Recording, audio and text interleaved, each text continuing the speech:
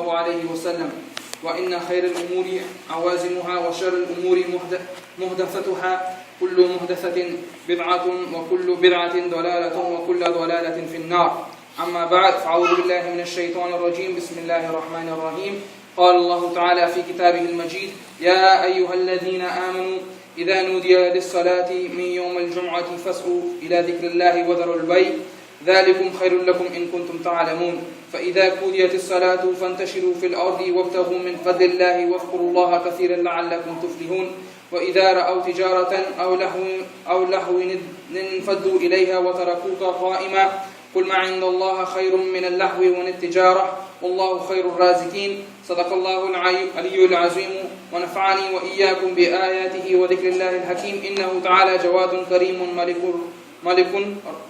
ملك بر رؤوف رحيم بسم الله الرحمن الرحيم. So, inshallah, we'll talk about, today I'll be talking about the year of delegations. This was the year that the Muslims had, basically, they had consolidated their hold on the peninsula of Saudi Arabia, or what is today Saudi Arabia, Yemen and Oman, and all these other countries, the peninsula of Arabia. And this was the 9th of Hijrah, and everybody, all the tribes of Arabia, they kind of figured out that Islam was here to stay. And now what they were doing is they were sending delegations to the Prophet Muhammad ﷺ. During the 5th year of Hijrah, after the Battle of Khandaq, the people started sending their delegations. But in this year, in the 9th year of Hijrah, there were a lot of delegations. So there were many delegations coming to the Prophet Muhammad ﷺ from different areas of the peninsula. And not even from the peninsula, even from Africa and other places. So inshallah, we'll talk about Taif. The people of Taif, I talked about this before, when the Prophet Muhammad ﷺ conquered Mecca, the people of Taif and the surrounding tribes that tried to attack the Prophet Muhammad ﷺ in the battle of I forgot the name of the battle, not battle of can't remember, I totally forgot about it right now. Went out of my mind. But in that battle, they were about to be defeated, and the Muslims were about to retreat. And then the Muslims came back and they defeated the tribes of Taif and the surrounding tribes. And the tribes were the Banu Hawazin and Banu Thaqif. These two tribes came to fight the Muslims, and they were defeated. And this is the Battle of Hunayn. That's the battle. The Battle of Hunayn. These two tribes came and they were defeated by the Prophet Muhammad ﷺ and his armies. Then the Prophet Muhammad ﷺ attacked Taif, and there was a siege around Taif, but the siege wasn't successful. And so the Prophet ﷺ said, let them be, they will come back to me, and they will accept Islam, inshallah. Remember, the people of Taif were the ones that when the Prophet ﷺ went to Taif, they threw rocks at him, they bloodied him, and when he came out, he was filled with blood, and the angel Jibreel came to him and said, if you want me to destroy these people, I will destroy them. And the Prophet ﷺ said, no, I do not want them to be destroyed, and so he forgave them. And when in the Battle of Hunayn, when he defeated the people in the Battle of Hunayn, he went to a place in the desert and he waited for these people to come to him. And he would give them back their booty, whatever he had won from them during the Battle of Hunayn. He was waiting for them so they would come, so he was giving them again and again. He was giving them again and again. And so he waited for them, but they never came. So the Prophet ﷺ, all the booty, he distributed it amongst the armies. So now, the people of the Banu Thaqif, they come to the Prophet Muhammad ﷺ, 9th of Hijrah, in the year of delegation. Now this is an important hadith because the people of Taif, they were reluctant Muslims. Majority of them, they did not want to become Muslims, but they were reluctantly becoming Muslims because now they saw that the end game is here, there's nothing else to do. Either we pay jizya or we become Muslim. So they became Muslim, and so they came with conditions. So when they came to the Prophet Muhammad ﷺ, the first conditions they said to the Prophet Muhammad ﷺ was, O Messenger of Allah, we will convert, but the idol, Allah, that was their major idol in their town, we will not give him up. And then the Prophet said, no. Then they said, okay, give us 3 years, and after 3 years, we will give him up. And the Prophet said no. And Allah, it's important to note that Allah is the... Could somebody please open the door for that? Allah is not an idol. Allah is a grave of a righteous man. And today, we see in the Muslim Ummah that people will go to graves and they will basically make dua to the graves. And say, oh grave, oh righteous man, help me. And this is the same thing here. So this was 1,000 years back, and the same foolishness is happening today. So the Prophet ﷺ said, if you do not want to destroy Allah, I will send someone to destroy Allah for you. And there's a story that the Prophet ﷺ sent Sahaba, and there was it wasn't an attack, but everybody ran away, inshallah. I'll share that story with you next time. So Prophet ﷺ said, no, you cannot worship Allah.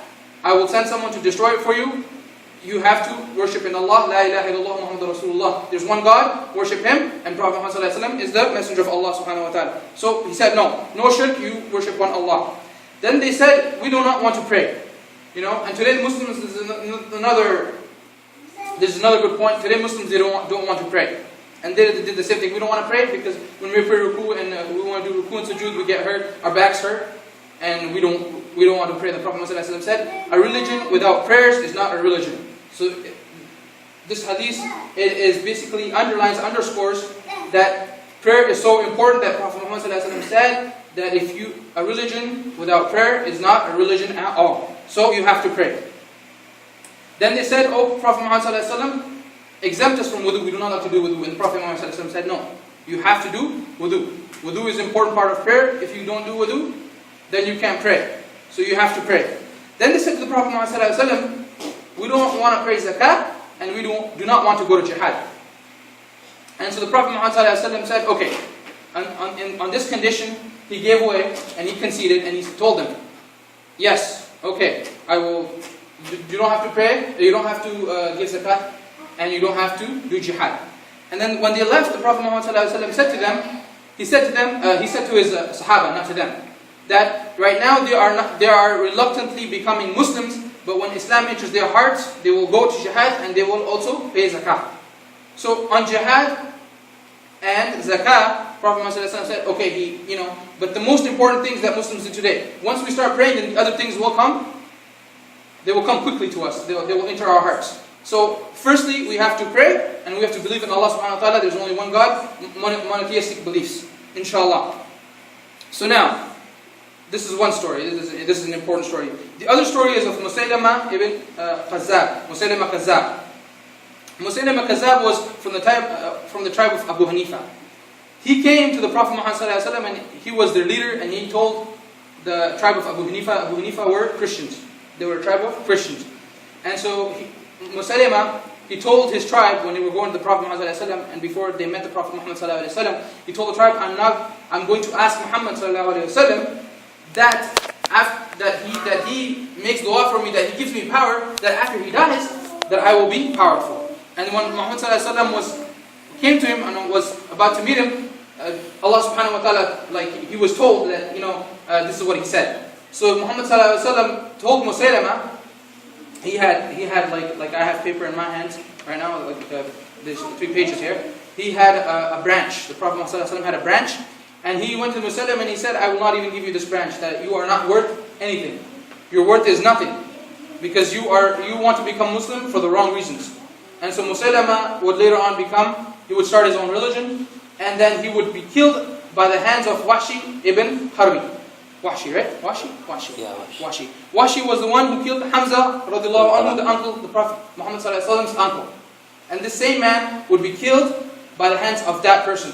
So, and Wahshi would say, I killed Hamza radiallahu anhu with this spear. And I killed a great man back then, and I killed one of the worst men of history by the same weapon. And inshallah, he would become inshallah, and Allah subhanahu wa ta'ala knows that he would become the biggest warriors of Muslims. And at the time he had killed Hamza radiallahu anhu. So, Islam is not something that you just become Muslim. You follow Islam because you want to follow it. It's not because you want power or things like that. You don't want that. And this is what the Prophet Muhammad ﷺ was continually telling us. You become Muslims for yourself. You don't become Muslim because someone is telling you to become Muslim. It is not by force. It is within you. You have to clean your hearts up, and inshallah Allah will help you. So this is the story of Musaylama. Musaylama would be defeated in the battle of Yamama and would be killed by Wahshi. Now there's another story of this year. that a tribe would come, and it was a fairly small tribe, and it was called the tribe of Muzayna. Now the tribe of Muzayna, they were simple people, and they all wanted to become Muslim, and they wanted to see the Prophet Muhammad sallallahu alaihi wasallam. So they sent. Usually, when you send a delegation, it's a delegation of 10, 20 people. But this delegation, they will really want to see the Prophet Muhammad sallallahu alaihi wasallam. So they were a delegation of 400. And so when this delegation went to the Prophet Muhammad sallallahu alaihi wasallam, Prophet Muhammad sallallahu alaihi wasallam told Umar radiallahu anhu that we have to feed these people. And Umar radiallahu anhu, 400, feeding 30 people, it's okay, but feeding 400 people, if you don't have the resources, you probably won't be able to feed them. So Umar radiallahu anhu said, Prophet, I don't have anything. I don't have anything to feed these people. What am I going to feed them with? So Prophet said, Umar, go home, and Allah, inshallah, we will be able to feed them. So Umar went home, and when he went home, his home was filled with dates. Allah subhanahu wa ta'ala had given him a lot of dates. So when Umar went, he grabbed the dates, and he fed the 400 people with dates and water. And there were still dates left over. And there were that many dates in the house. And this is the blessings that Allah had bestowed on the Muslims of the time. And inshallah, if we become Muslims like them, inshallah, Allah will bestow the same gifts that He bestowed on them. Inshallah. There's another story of another person. There was people who would come to the Prophet ﷺ to learn. It was like a university. You know how we have Al-Azhar, we have Medina University, and universities in Saudi Arabia, the big universities of the Muslims. At the time, the university of the Muslims was in Medina, the Masjid Nabawi, and people used to come to the Prophet and learn from him. So this is a person who came to the Prophet. His name was Imam Ibn Talaba. He was from Yemen. I believe he was from Yemen. I cannot correctly remember if he was from Yemen, but I think he was. He was from the tribe of Sa'd ibn Bakr. And he came to Medina to study Islam, and he was the only Muslim in the tribe. So when he was going back to the Prophet, going back to his tribe, he asked the Prophet Muhammad sallallahu alaihi wasallam, "O Prophet, make dua, saying, O Rasulullah, I am the only Muslim of my tribe, and as I am going back, please make dua to Allah so that He can guide them to leave the idols, Allat and Al-Uzza, and allow them to accept Islam and worship only Allah alone."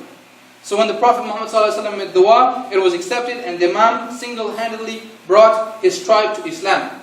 Allah subhanahu wa ta'ala granted him a lofty position, because of him, of his one dua, he asked the Prophet Muhammad sallallahu alaihi wasallam, his entire tribe became Muslim. So he gets all the good deeds of his tribe because he was the one who asked the Prophet Muhammad sallallahu alaihi wasallam to make dua for him. One Sahaba would remark, "We do not know of any man who has brought more blessings to his tribe than the Imam, as he single-handedly preached it to his tribe." He was the one who brought Islam to his tribe. And this is during the year of delegations. This is one of the men, and he's fairly well known.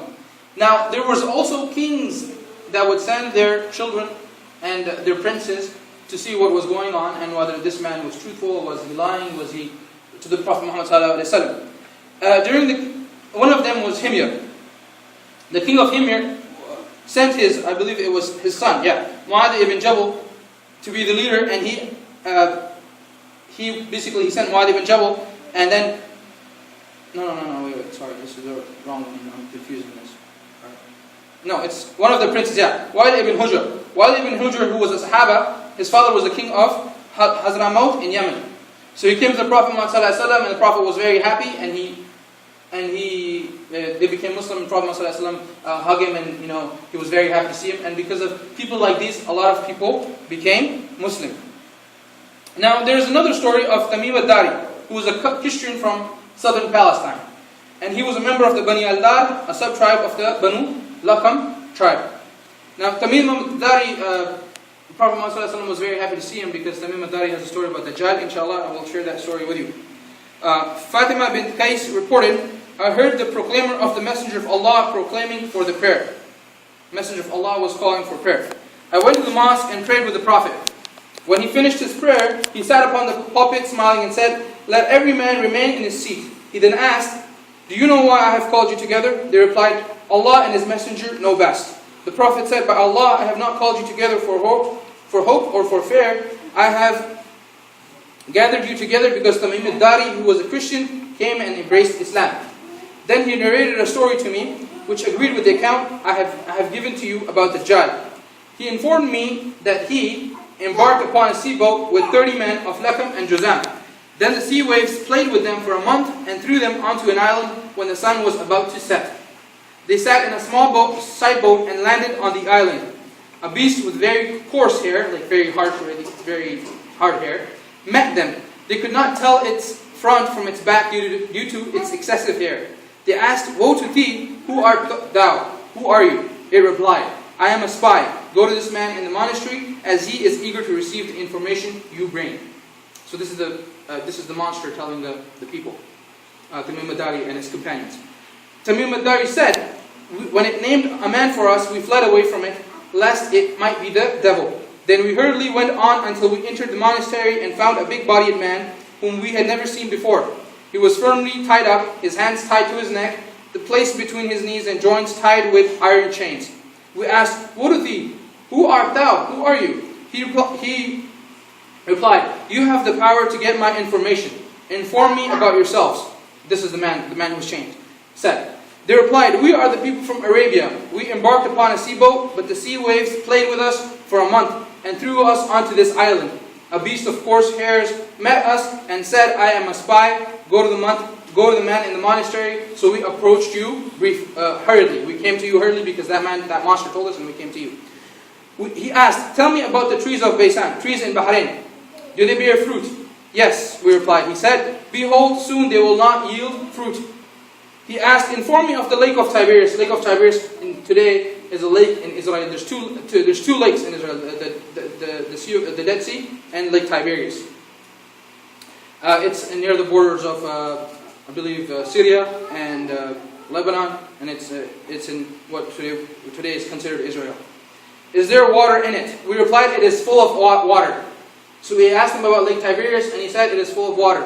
Many of the wars that happened in Israel of the Muslims, it was about water. Like when Syria attacked the Jolan, from the Jolan to Israel, they made a dam, and then there was a big ruckus about it. And today, that lake it's slowly, the water is going away. So 1,000 years ago, this man is telling that story, and it is becoming true. That lake is slowly, that water is going away because they're using the water too much. They're using it for agricultural purposes, and and that water is going.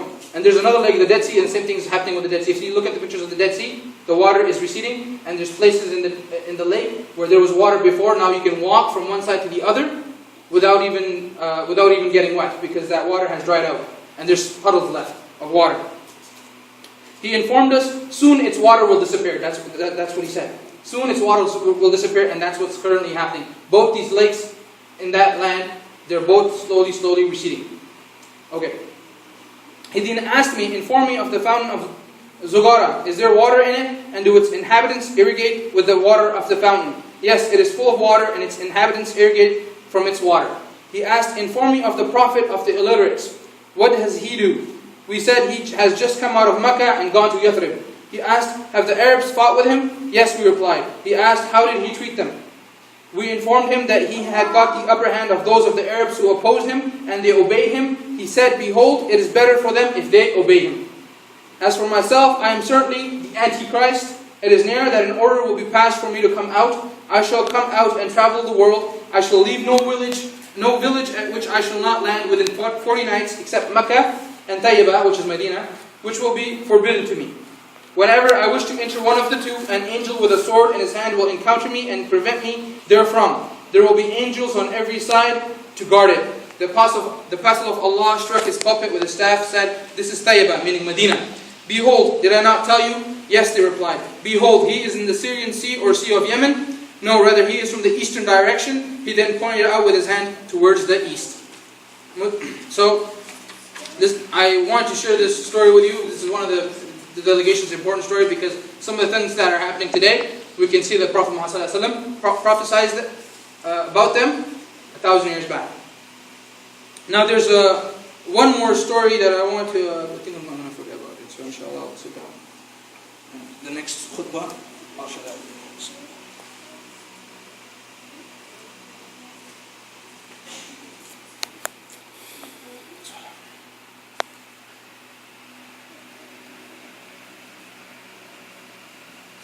Okay, so one of the Musaylama wasn't one of the only ones that wanted to kill the Prophet Muhammad wanted the power from the Prophet Muhammad sallallahu alaihi wasallam. There was a man called Amir ibn Tufail who wanted money and power from the Prophet Muhammad sallallahu alaihi wasallam, and then he would accept Islam.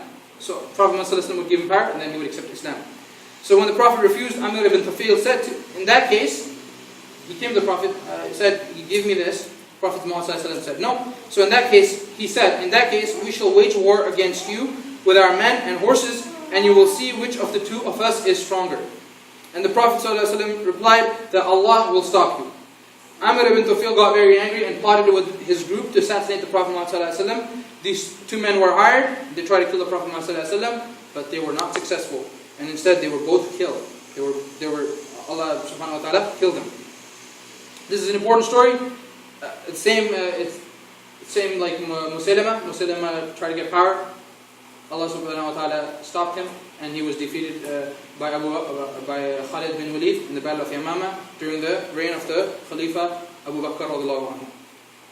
Now there is, as I said, one of them was the king of Himyar, and he sent. So the Prophet Muhammad ﷺ sent. This is another story. As I said about the kings, Prophet Muhammad ﷺ sent Mu'adh ibn Jabal to their leader. And he became a judge over them, and he advised them, "You are going to a people who are still on their Judaism and Christianity. Make sure to call them to Islam, and if they listen to you, tell them to pray, fast, and give their zakat." One of the most important things in Islam. So I want to reiterate again and again. I want to tell you again and again. If we repeat this, inshallah, Allah will put it in our hearts that we pray, give zakat, and fast. Inshallah. So let us ask Allah subhanahu wa ta'ala that we become good Muslims. Let us follow the straight path, Sirat al-Mustaqim, the straight path, inshallah. If Allah gives us a long life, may Allah make us Muslims that stick to Islam and not some other religion. May Allah make us the Muslims of today stronger by following Islam, and the Muslims of the future even stronger than us. If we are weak today, maybe we'll be stronger in the future. And that can only happen if we follow Islam, inshallah. Bismillah ar-Rahman ar-Rahim. Alhamdulillahi Rabbil Alameen, wa salatu wa salamu ala Rasulullah al-Amin. Amma ba'd, فيا معشر المسلمين أعوذ بالله من الشيطان الرجيم بسم الله الرحمن الرحيم قال الله تعالى في كتابه الكريم إن الله وملائكته يصلون على النبي يا أيها الذين آمنوا صلوا عليه وسلموا تسليما اللهم صل على سيدنا ومولانا محمد بعدد من صلى وصام اللهم صل على سيدنا ومولانا محمد بعدد من قعد وقام اللهم صل على جميع الأنبياء والمرسلين وعلى سائر الصحابة والتابعين وعلى عبادك الصالحين اللهم أيدك الإسلام والمسلمين اللهم انصر من نصار دين محمد صلى الله عليه وسلم واجعلنا منهم واخذل من خذل دين محمد صلى الله عليه وسلم ولا تجعلنا منهم اللهم أرنا الحق حقا وارزقنا اتباعه